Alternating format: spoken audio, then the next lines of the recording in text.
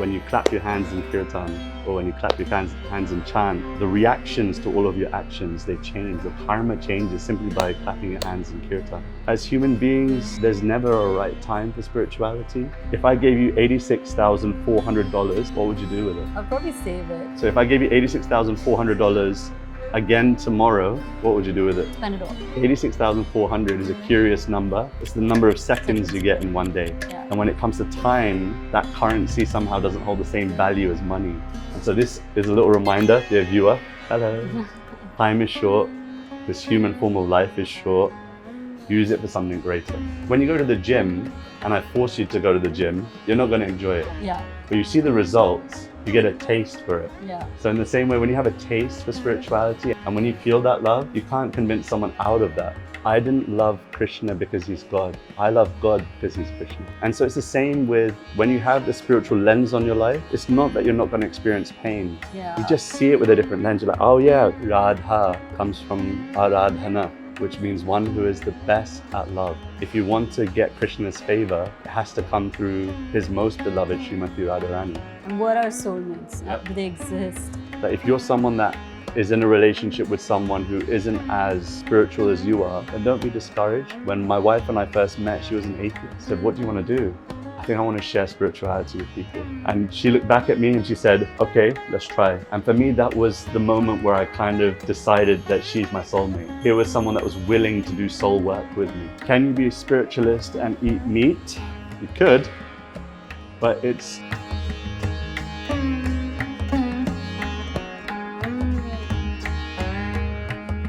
Hare Krishna, Radhika Dasji. It's such an honor to do this with you here in this temple. It's a unique experience for sure, and I'm grateful to be with you also. Thank you. Yeah, and I've seen so many of your kirtans online. I've heard them, and now to have you in person at this temple, which I come to, and I try to come to as often as I can. Amazing. It's just a surreal experience. So thank you for the time. No, thank you for bringing me back into a temple. Usually I'm out trying to share outside of the temple walls, but for me to be in a space that's sacred and that holds such beautiful energy, I'm so grateful that you decided to host it here. And I'm really excited for our conversation. Me too. I'm going to start with Bhakti, which is what you speak so much about, even in relation with either Kirtan or just everyday life, right? So what truly is Bhakti and how did you find your way to it? Wonderful question. Bhakti for me is a way in which I can express love to God, a way in which by extension then I can express my love to human beings. And it's the relationship between the purest form of myself, the soul, the Atma, and the Supreme. So it's everything for me. And how I found it, it was interestingly on a football field. Really? A monk at the time, who is now known by the name Jay Shetty, he approached me while I was playing football with my friends, and he invited me on a retreat, and he took care of me and really guided me and invested so much time with me. And so through that relationship, through that friendship, and through many years of chanting and spending time with saints and sadhus, that's how it's kind of become my life. Yeah. And how does one find their way to Bhakti, either through Kirtan or any other way? Yeah. Because so many of us are looking for it, don't know how. I guess there's not really like a one-size-fits-all, because if I was to ask you about your journey, I'm sure it'd be unique. And every single person in this temple has a unique way to Bhakti. Some find it through sacred food, through prasad. Some find Bhakti through the songs, through Kirtan. Some find Bhakti through the deity, seeing the spiritual form. Some find through the books and the literature. Others find through the people. And so there are many different mediums, many different channels. And it's never a one-size-fits-all. And I think that that's really important, because especially when it comes to our closest, our nearest, our friends and family, oftentimes we want them to have the same experience as we did. But that's maybe not always the case. And so it's nice to see that everyone's got their own journey and own different paths and own different channels. Yeah. What I love about when I'm listening to you is that you add a lot of context to the kirtan or certain actions, right? Like when you clap, for instance, you speak about karma. Yeah. You've also spoken so much about when you dance during the kirtan and what divinity and devotion does. So tell me a little bit about what you've learned, right? About, like, for example, when you clap, the Yeah. association with karma. Yeah, so there's this beautiful saying in the Nectar of Devotion. It's written by Rupa Goswami, one of the 6 Goswamis of Vrindavan. And he writes that when you clap your hands in kirtan, or when you clap your hands in chant, then the reactions to all of your actions, they change. Your karma changes simply by clapping your hands in kirtan. And it's described almost like Srila Prabhupada, A.C. Bhaktivedanta Swami Prabhupada, he says that when you clap your hands, the crows of your sins, they fly away. So, believe it or not, there you go, there's some context for you. What about when, there's so much dance, it's a very active form of devotion, which I love. Like, I've attended kirtans, I've attended so many different kind of bhajans, and I've seen people swing and dance and celebrate life, Yeah. and it's so full of life. Right. What is the association with that form of devotion through dance and kirtan? See, expressions like dance, they go hand in hand with being happy. When we celebrate someone's birthday, usually there's some music playing, there's going to be a dance. When someone graduates from university, there's dance. When someone is enjoying their birthday party, there's a dance. And so dancing is so much associated with happiness and joyous culture. And it's the same in bhakti, the same in devotion, that why not dance for God's pleasure? Why not dance for divinity's pleasure? And so this dancing culture is there from the time of Sri Chaitanya. 500 years ago, he propagated this chanting and dancing movement. And he would go town to village, village to town, street corner to street corner, chanting and dancing with these names. And it's like this, when you fall in love, then you can't help but dance. Yeah. And so it's the purest form of dance is when it's done for a supreme purpose, a higher purpose. Yeah, that's beautiful. Yeah. Talk to me a little bit about places and energy, right? Like in the beginning of this podcast, you said the energy in a temple, you usually, you're speaking outside, but like to be here, there's a certain energy, there's a certain vibration, and it's inexplicable, at least from my perspective. I don't know how to explain what I feel. But there are places that are spoken about, Vrindavan, Mathura, but just places of divinity like the one that we're sitting in right now, that hosts this kind of energy. So can you talk to me a little bit about what that energy is? Where God has set foot, that place vibrates with the energy of that footprint for eternity. Where the devotees of God have set foot, that place vibrates with eternity. Where the songs are sung, the walls of that place absorb that energy. And so it's like in our own homes, the energy of our homes is such based on the activities that happen in that home. If an argument has taken place in a house, you can walk into that space and almost feel like something's not quite right. Yeah, you can sense it. You can sense it intuitively. And so in the same way, these things are subtle. And so when you're tuned into that subtle energy, you can feel like, okay, this is not ordinary. This is something extraordinary, something not of this world. So it's very much based on the activities that take place there, or who's been there. It's like when you go to a perfume shop, you get perfume shops in Mumbai where you can buy nice colognes and perfumes. Even if you don't buy anything, when you walk out of that perfume shop, you come out with the same fragrance, or like you carry a little scent with you. Correct. And in the same way, these sacred places, they hold that fragrance of devotion. And even if you don't smell of it, you can almost see it in the eyes of the person. You can feel it in their presence, that there's something different about the way that they operate and the way they navigate. And so places are also the same like that. They keep the energy of such devotees and of God. So much of devotion is about love. And Love, love, love. Yeah, it's all about love. Especially when you talk about Sri Krishna, or just his tales of love. It is so larger than life and Yeah. filled with song and dance and music and all those things. What do you think the current generation can learn about love from everything that we've learned about Oh Shri man, Krishna and Radha? we should have got a love guru in here. Well, from the Bhakti perspective or from the spiritual perspective, did you ever, when you were a child, did you ever go to the playground and play on that? It's like a wheel Yeah. and you have to kind of push on it and then you hold on for dear life, like on Yeah. you remember that, right? Yeah. There's a lesson in that if you remain on the outskirts of the wheel, the chances are you're going to fall off, get flung off, you're going to hurt yourself, and you're going to hurt others. The trick of that is that you have to stay in the center. Yeah. You remember, if you hold on to the center, You're good. even if it's fast, you're good. And that center is, in my opinion, devotion, connection with the Supreme, a longing for a discovery of true self, beyond the material. And as long as we have that center, somehow we're good.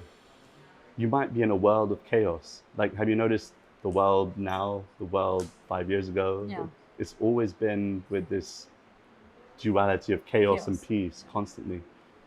And so for one who's trying to navigate this world, it's so important to find your center, to find out who are you in your essence, who is the Supreme, what is my connection as the true self to that Supreme.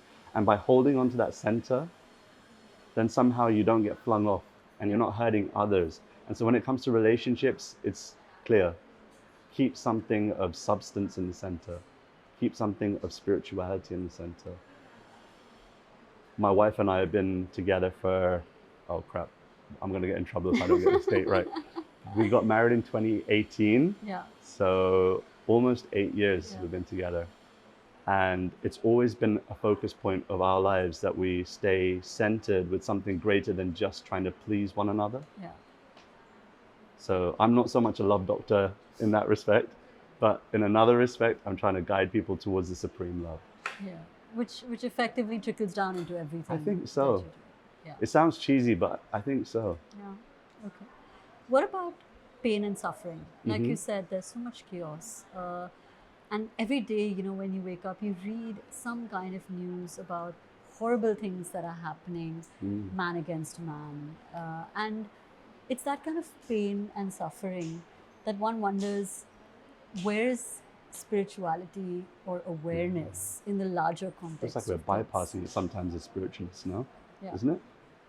Because it can't exist at the same place. Like in the same world, there's so much peace on one end of people who are aware and conscious and aligned, and then there's so much destruction and hatred and war and chaos. How do these two worlds kind of balance? I don't think you can balance the two. I think they're very much polar opposites. I would say the way that we accept it is by seeing it in a greater context. The context of trying to be activists or trying to be part of the solution. I don't think war will ever end. I don't think hatred and division will ever end. But I think that what we can do as individuals is try our best to serve those who are experiencing the suffering on the back of that hatred. And not because we're trying to solve it. Maybe we will solve it. Maybe we will come with a solution.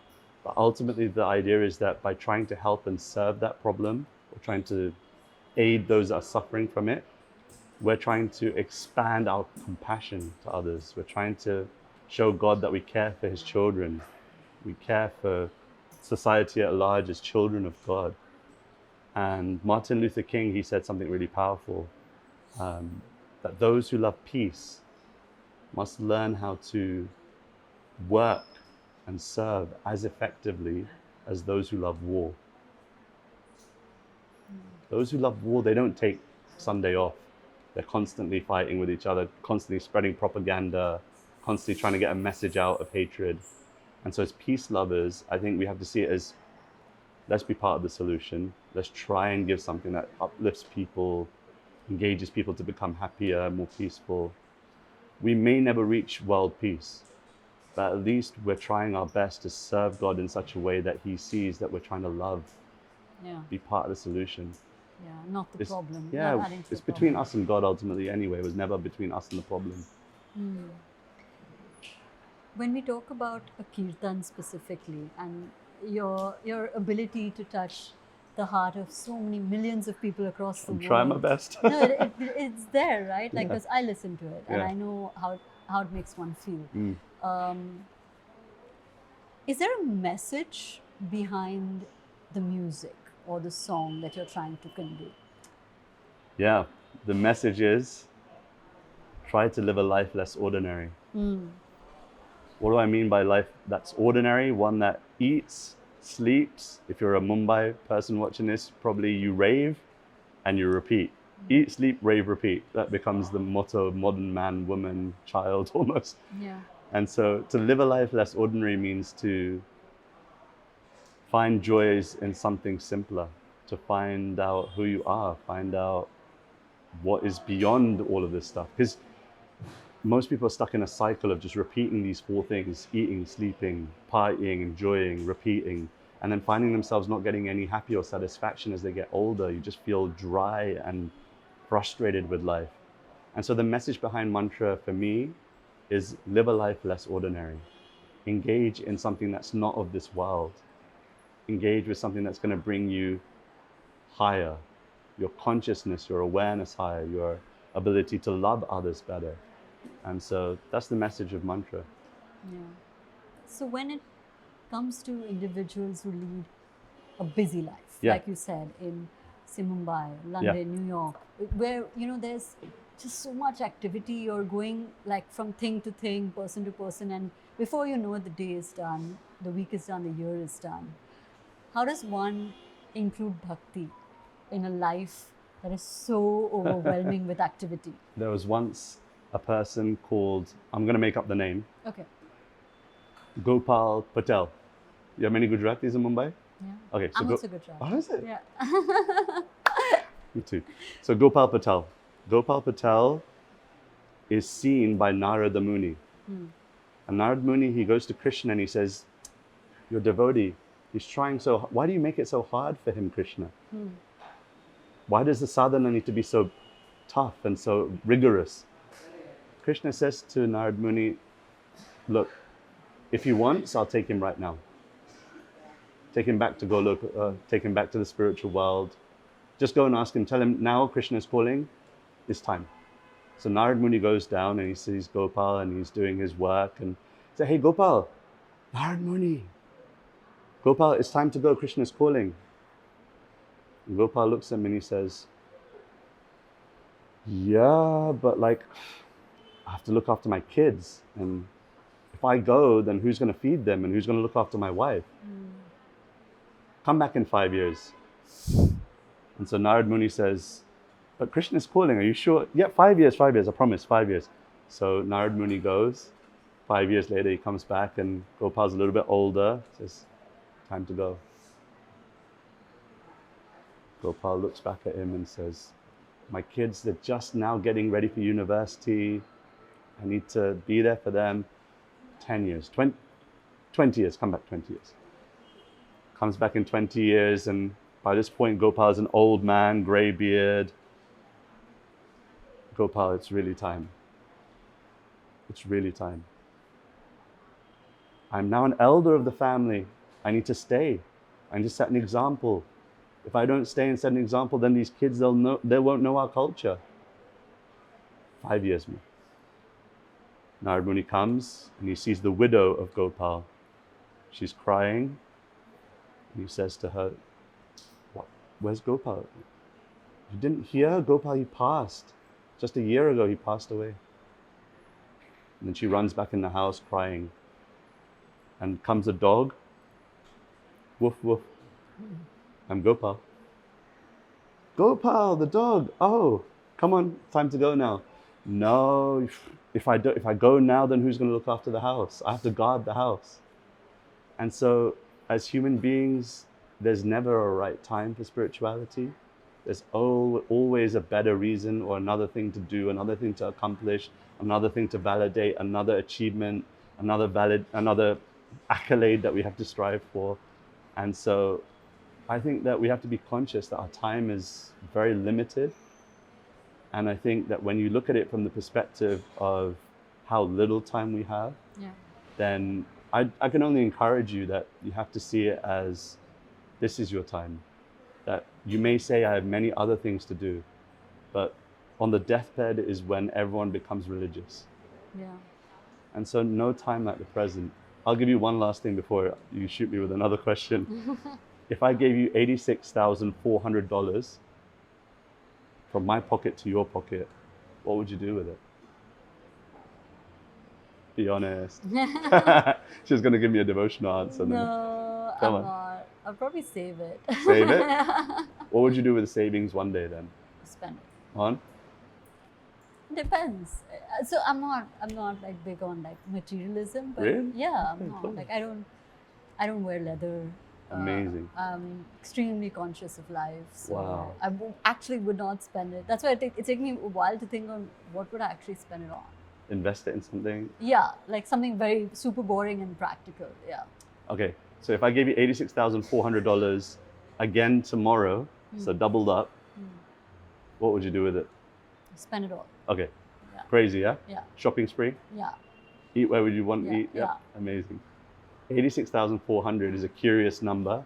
It's the number of seconds you get in one day. Yeah. And when it comes to time, that currency somehow doesn't hold the same value as money. Yeah. And so I know we're busy, I know we have so many things to do, but know that you are meant for something more, that life is beyond this body. And we know this in our Indian culture, we know this so well, Yeah. but oftentimes we forget it. And so this is a little reminder, dear viewer, hello. Time is short, this human form of life is short, use it for something greater. Yeah. So, and it's so funny you're speaking about this now. I was on Janmashtami, I was in Colombo, Oh, and we managed to find a Krishna temple, ISKCON, and we went. And Amazing. it was just beautiful. The next day, we got the last day tickets very randomly to Rajadhiraj, which is Wow. the play on Krishna, and it was for 2.5 hours. And I was like, it should have been 2.5 days. And then today, we're back to the temple, and I was just telling Prabhuji that you know, he's I feel like I'm coming or he's calling, I can't tell, but Yeah. like I'm so happy that I'm here. And I think that once you experience that form of bliss, when you don't have to make the time. yeah. All my time is his, you know. Fully. Yeah. It's like when you go to the gym and I force you to go to the gym, you're not going to enjoy it. Yeah, But you see the results, you get a taste for it. yeah, And you're like, of course I'm going to go to the gym. yeah. So in the same way, like you don't have to force me to eat chocolate cake. Like I'm going to eat it. You need it. So in the same way, when you have a taste for spirituality and you've tasted, oh wow, God is so close and so intimate and so invested in me and cares about me. He loves me. He loves me. Yeah, And when you feel that love, you can't convince someone out of that. yeah, That's what we're aiming to do, isn't it? Like with your podcast, I've seen so many episodes are based on spirituality and getting people to think a little bit broader about their lives. And my mission is the same, to try and encourage people to live a life less ordinary, to engage with spirituality. Because once you have a taste for it, you just want to shout about it from the rooftops. Yeah. You want to tell everybody that please use your time wisely. Like this is a rare birth that you've got, you know, where you can understand these things. Who knows, maybe one day we may be like Gopal the dog and then time's up, you know. time's up. Yeah. Yeah. What is the significance of these beads that you Oh, wear? thank God you said about the beads. If you asked me about my clothes, I wouldn't know. The significance of the beads, these are tulsi mala. Yeah, And the reason why I wear them, it's the significance that I am trying to become one who serves Krishna. And tulsi is very dear to Krishna. And so one who wears this around the neck, at the time of death, it's understood that the Yamadutas, they'll see, okay, here is a devotee or trying devotee. And so they won't take me to Tapalok, hopefully. They'll take me to my Lord and to my abode. And this bell that I wear is it's a gift from Vrindavan. Do you know the deity? Have you been to Vrindavan? yes. So the deity is in Vrindavan. the Krishna Balaram temple is Radha Shyam Sundar. Yeah. And the Radharani, one of her anklets, this is one of her anklets. So Wow. it rings on me, reminds me of her. Yeah. Let's talk a little bit more about Vrindavan and Mathura. We're now in my favorite subject matter. Yeah. What is the energy like over there, and like why do you think, or any stories specific to that place that you want to talk about? When I first came across Krishna, I didn't love Krishna because he's God. I love God because he's Krishna. And what I mean by that is that the sweetness of Krishna, it purchased my heart like nothing else. You hear the story of Krishna when he's stealing butter Yeah. from his mother's pantry, and she takes him outside. She says, I'm going to teach you a lesson, and ties him with a rope to the grinding mortar. Damodar, Dam means belly, I think, Yeah. and Udar means to bind. And so he's bound by the belly, but the rope is 2 fingers too short. And so then Mother Yashoda, she calls all the other gopi women to come, and they try and tie him, but the rope is again 2 fingers too short. And these 2 fingers too short represent that one has to really make an endeavor. And the second is that Krishna is ultimately in control. When he sees you make the endeavor, then there's sweet mercy, the sweet kindness of Krishna. And so hearing these kinds of pastimes, Krishna lifting Govardhan Hill with a his little little pinky finger. And you have to understand, like, I'm from a Western culture where, okay, I have skin that's brown, but I was born and brought up in London. All my friends were Western. So for me to hear these stories, it was completely mind-blowing and sweetness overloaded. And so I got really attracted to Krishna, not because he's God, but because of all the mischief and the sweetness and how he treats his devotees, how he cares for his devotees. And that purchased me. That made me feel like, okay, I need to go to Vrindavan, I need to run to Vrindavan. And so at the age of 18, I went for the first time by myself for a whole month. And during that visit, many miraculous things happened for me. But one thing I can say for sure is that sweet land of Vrindavan has purchased my heart. What are some of the miracles that happened? Ah, Well, we had to go there. we have to go there. Okay, so I decided to do a Dandavat Parikram, Okay. which means you bow down several times in a sacred place to show your homage, your respects. And I injured my left knee quite badly. So much so that it actually got infected and my leg ballooned out to like maybe double the size. I couldn't walk. And in the nighttime, a doctor came and gave me an injection. I don't know what it was, but that made me have a fever and I was really sick. And it was the last few days before I had to leave Vrindavan. And so I decided I'm not going out like this. So I got dressed, got in a rickshaw, and I went to Radha Raman. It's a beautiful temple, small deity of Raman. So I went to Radha Raman, where there's this beautiful small deity of Thakurji. And while I was there, I had a stick to help me through the door. The chokidar said, the security guard said, put the stick to one side. I told him, but I can't walk, and my leg not gonna. So no, put the stick to the side. So I'm literally on the side of the temple, I'm holding on to the walls to try and get the darshan, to receive the darshan of the Lord.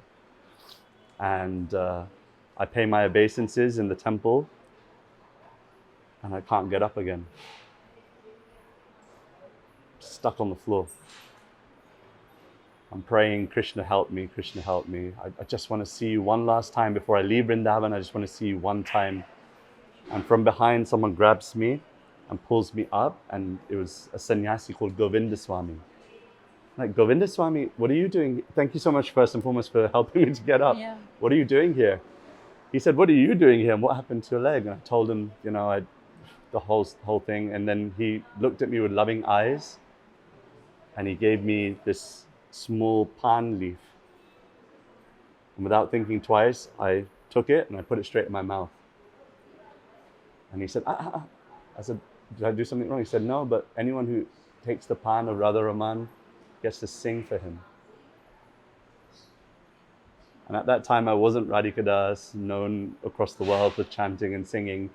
I was just trying to be a humble bhakta. And so I think when we try our best to make an endeavor, just like I told you in the story of Damodar, Yeah. when you make an endeavor, even when everything's not going your way, when you make a strong endeavor towards Krishna, towards God, then the sweet mercy comes in return. Krishna is known as Surreal, which means he is the best of friends. So much so that, you know, when you're saying bye to someone from your house when they're leaving, you stand at the door and you say, okay, આવજો. Yeah. In Gujarati, પછી chai માટે આવજો, come back again. You say bye to them at the door and they go, but Krishna is such that he'll walk half the way home with you. That's the kind of friend Krishna is. Yeah. You make one step in his direction, he takes 2 steps straight towards you.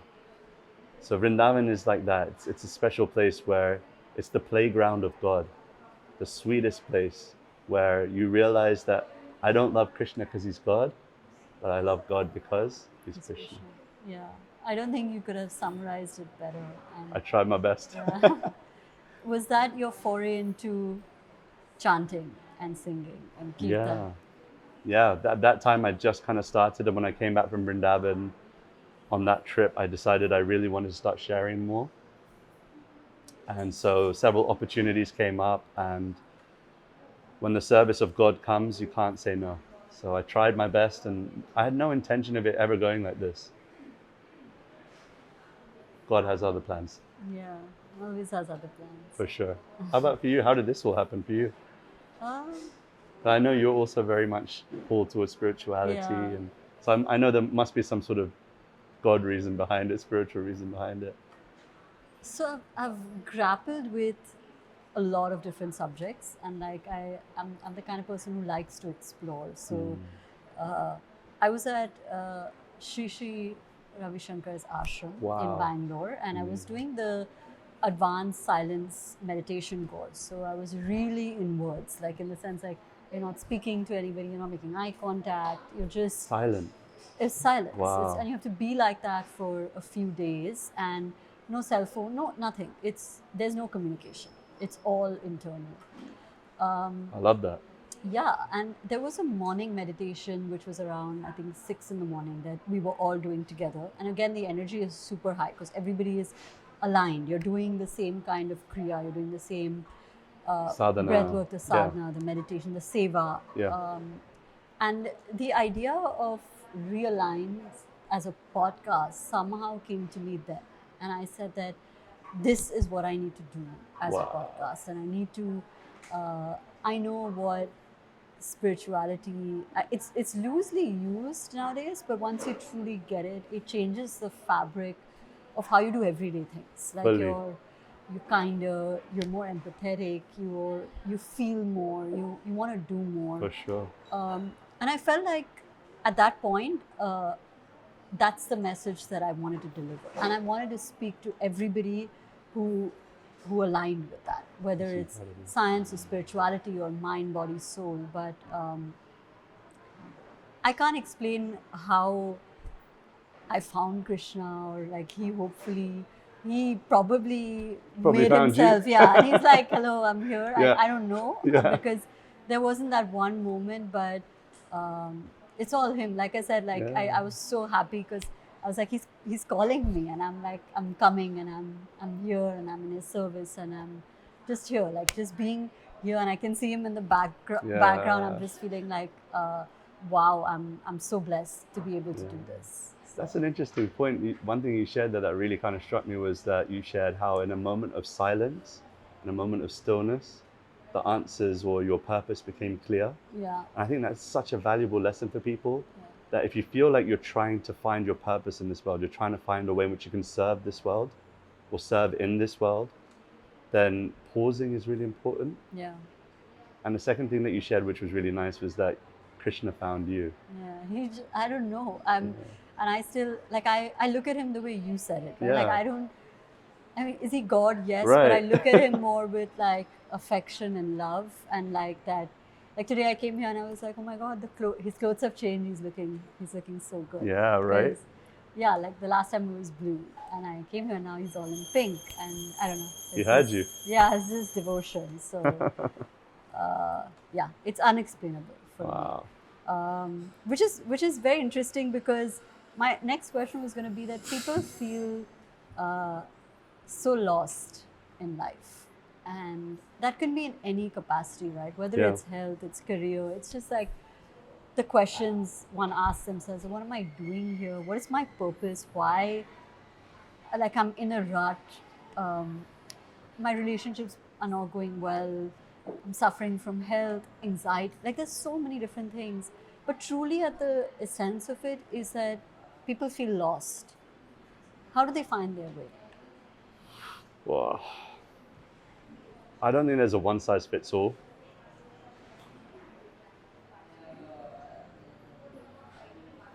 I would say, I know it's really cliche and I think it's what most people are expecting me to say, but you've got to find a teacher.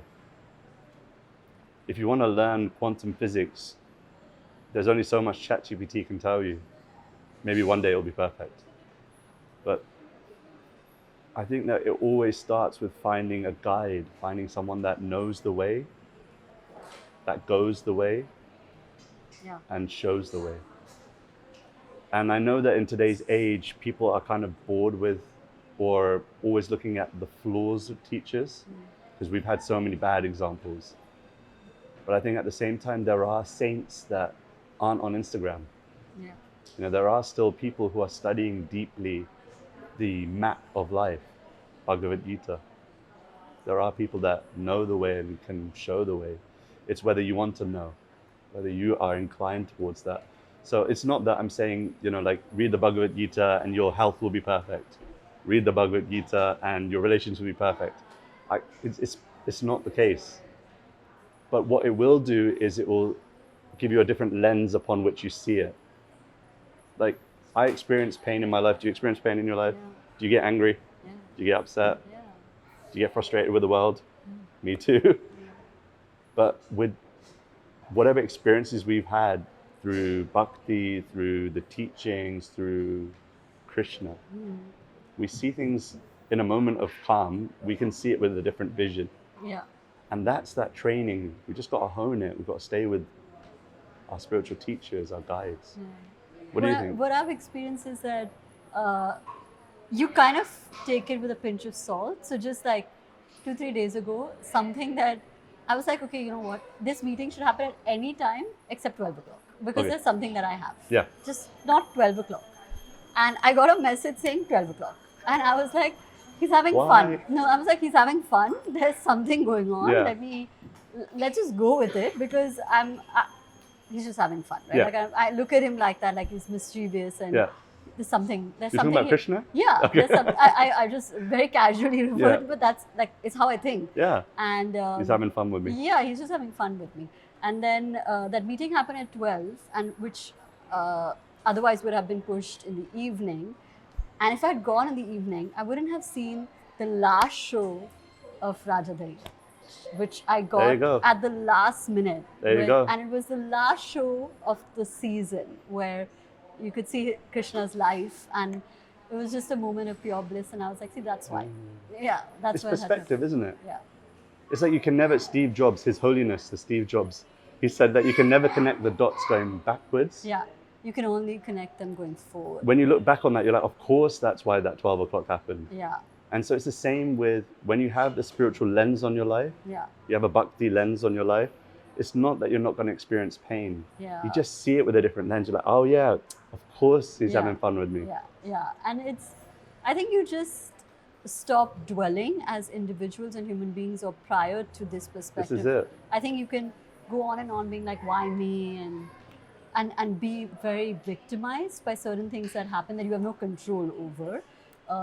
Or you can just take it as it comes and be like, Yeah. let me just play it out. Yeah, it's not why is this happening to me, it's what is this trying to teach me. Yeah, or like, where is this even go? Let me just Yeah, see. yeah. Let me just go and like see. Totally. Maybe it's something better. Totally. And I think that kind of changed my life.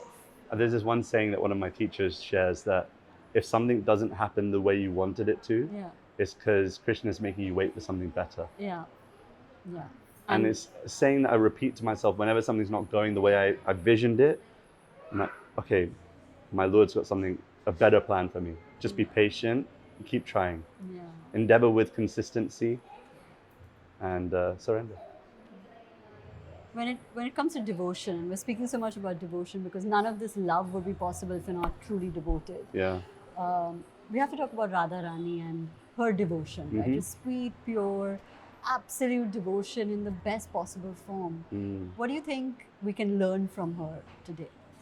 Radha comes from Aradhana, which means one who is the best at love.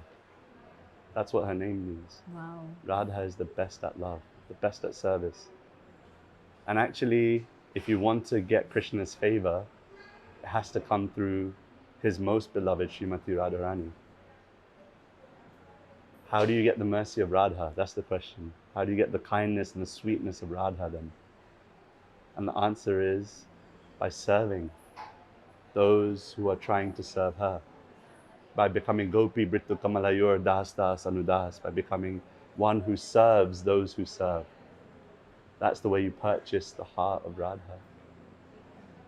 And there's so many wonderful stories we could share, but only to share this much, that she is the one who teaches us how to be unconditional with our love. Whenever we love someone or whenever we're kind with someone, it's always because we're looking in our back pocket for the favor one day. And if we're thinking about Radharani, she's always looking out for what's best for Krishna. One day Krishna had a headache. And so he was asked, how will you get rid of your headache? He said, I need the dust from the feet of my devotees.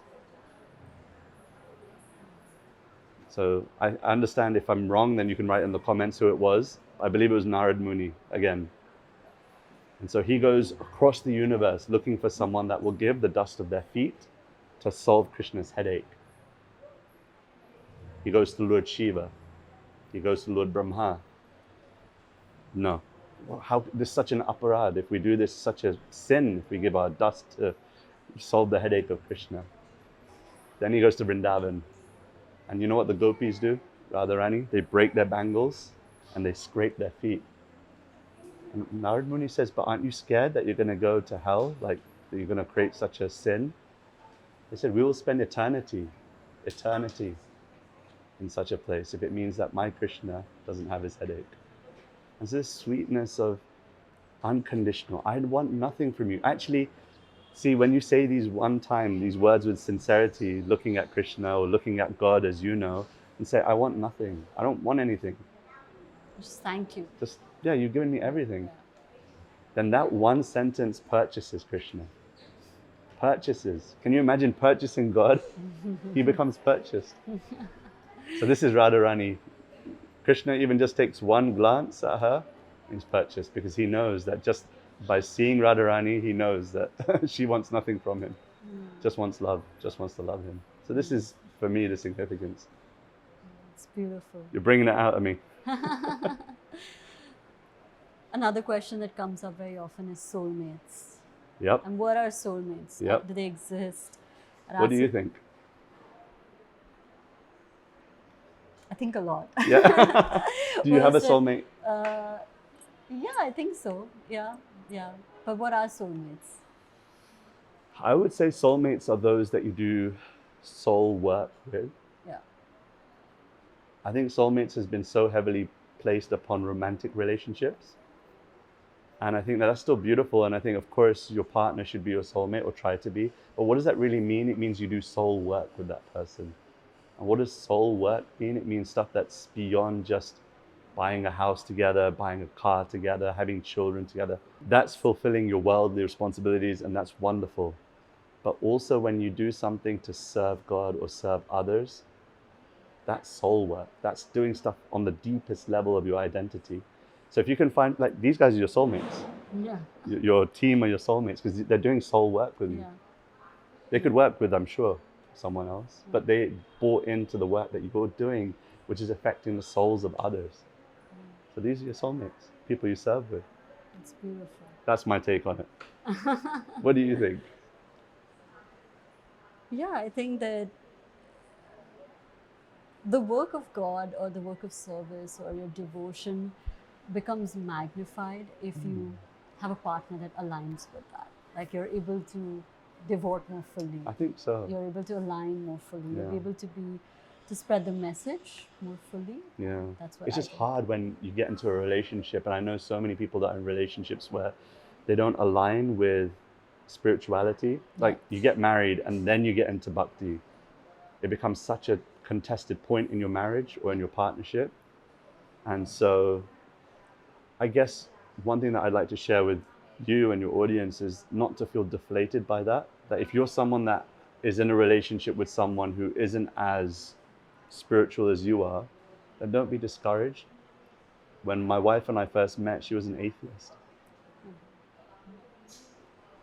And I was standing in a club one night, and I'd already found Bhakti and Kirtan, and I was loving it. But I was too shy to tell her, because you see, like if you tell someone you're into spirituality in London, your social life is over. And I was a popular guy at that time, you know, out and about. And so when I told her I didn't want to do this anymore, she was really scared. And I remember I sat on the edge of my bed and I had my head in my hands like this. She said, "What's wrong?" And I said, "I don't want to do this anymore." She said, "You're breaking up with me." I said, "No, no, no, no, no, no, no. I don't want to do this life anymore." And she said, "What do you want to do?" So please don't think I'm weird. I think I want to share spirituality with people.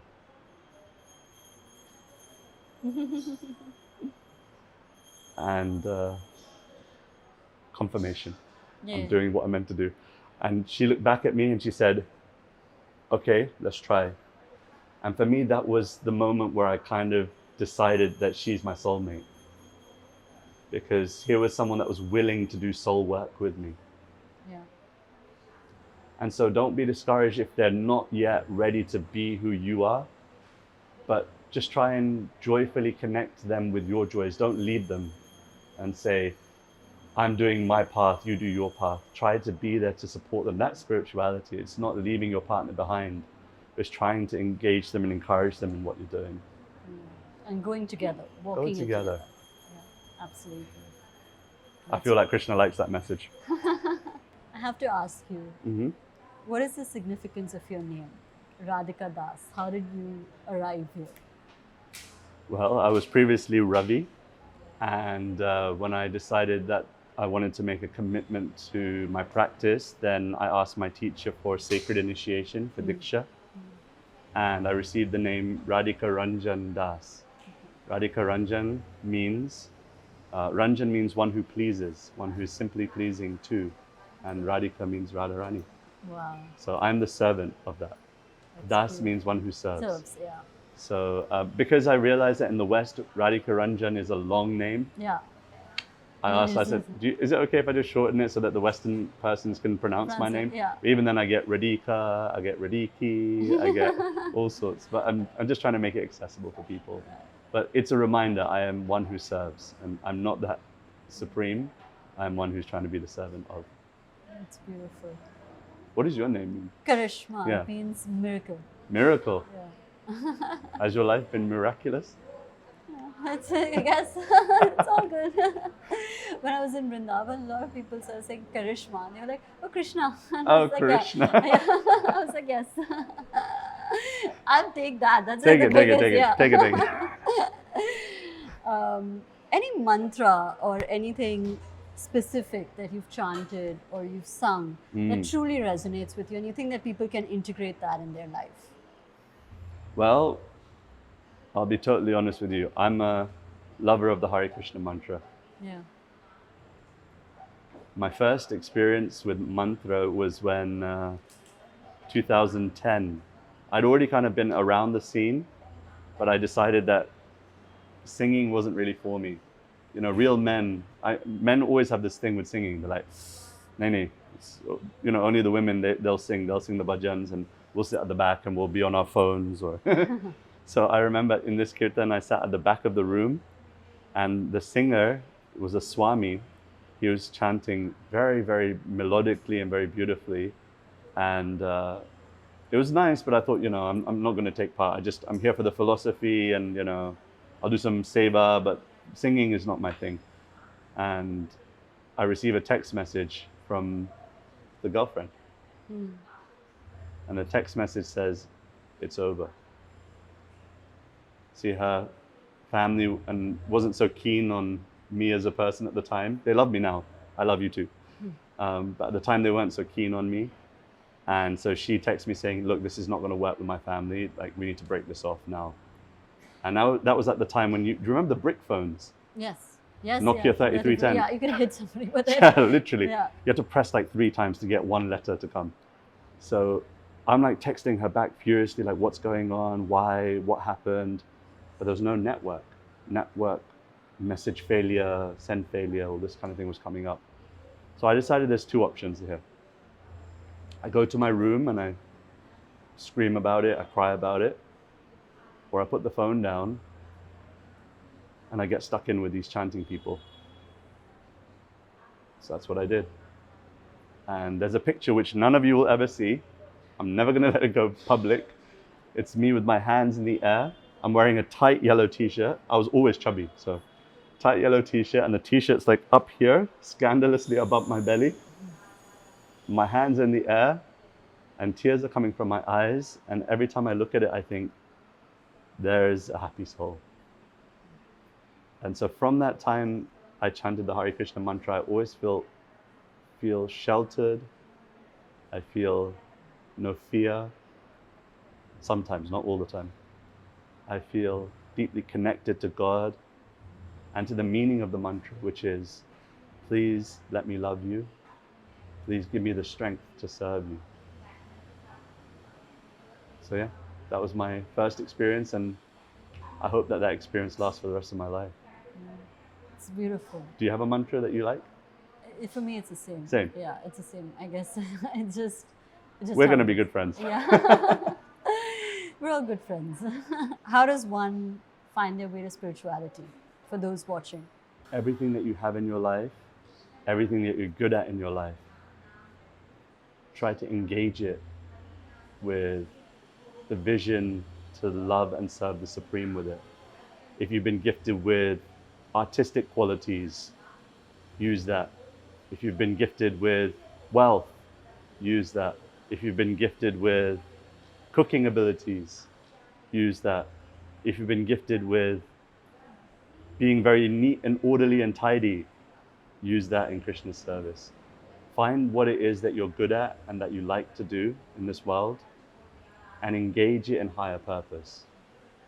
It's not about giving up everything. It's not about leaving home, shaving your head, wearing robes. You can do that if you feel called to, but it's not about that. It's about yukta vairagya, which means one who engages everything that they've been gifted with in higher purpose. So there's no one set way. Of course, I'm a chanting man, so I'm going to tell you chant, chant, chant until I'm blue in the face. But I would say, find what you're good at, find what you like to do in this world, and use it for higher purpose. Then everything becomes Krishnaized. Yeah. Everything becomes spiritualized. Even if you're a cameraman, these guys are incredible behind the scenes. They're using what they've been gifted with, their talents, their abilities, in higher purpose. So you can be spiritual too. So much of bhakti is also about the food that you consume or don't consume. Can you tell me a little bit about that? Because specifically when it comes to meat, animals, vegetarianism, there's so much debate and conflict. But what is your opinion? Can you be a spiritualist and eat meat? You could. But it's described in the Bhagavad Gita that every food is associated with different guna, sattva, rajas, tamas. And so it's not that you can't be a lover of God while eating meat. It's recommended you don't, because why? Not that we do it purely for ahimsa's sake, but we do it because Krishna likes animals. He likes the cows. He loves the cows. He loves animals. in Vrindavan, when he plays his flute, all the animals are stunned by his beauty. And he reciprocates with them. And so the reason why we only consume vegetarian foods is because Krishna says in Gita, Patram pushpam phalam toyam yome bhakta priyachati, that if you offer to me with devotion a fruit, a flower, a leaf with devotion, I will accept it. So the reason why I follow a Krishnatarian diet is because that's what God likes to eat. And so I'll eat what God eats. That's an amazing perspective. Yeah. Because see, like, you can go down the ethical route, and I get that Talk too. about life, yeah. I get that too. And there's fully an argument that each and every animal is a jiva. But see, even plants have souls. So how far do you go with it? Anyway, I leave it to you. Really great way to end the episode. And Thank I'm you. looking forward to the Kirtan now. Oh, I'm so grateful. So, Hare Krishna. Hare And Krishna. thank you for doing this. Thank you.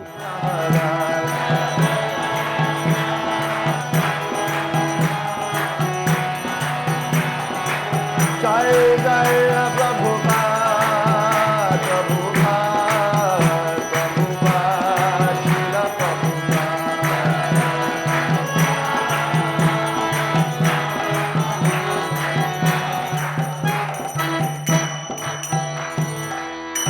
Shri Nrsimhadev Bhagavan ki, Srila Prahlad Maharaj ki, Srila Prabhupada ki, Gaur Premanande. We hope this episode added value to your lives. Join the Realign movement. Like, share, and subscribe to our channel, and we'll see you in the next one.